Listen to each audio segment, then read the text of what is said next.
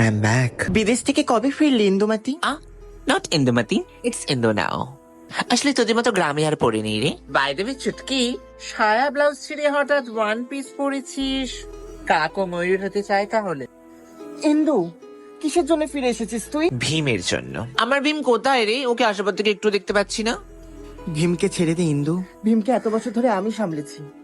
ভীম শুধু আমার। ও, তা কি করে সামলেছো মামনি তুমি? নিজের মায়ের হাতে বানানো রসগোল্লা খাইয়ে? মিষ্টির দোকানে মেয়ের থেকে আর এর থেকে বেশি কি আশা করা যায়? ইন্দু, মানছি তোর বাবার লাখ লাখ টাকা আছে, তোর নামে 10টা সম্পত্তি লেখা আছে, কিন্তু আমার মনে যে পবিত্রতা আছে তা তোর মধ্যে নেই ইন্দু। বড্ড ঋতুপর্ণা প্রসেনজিতের সিনেমা দেখে ফেলেছিস না?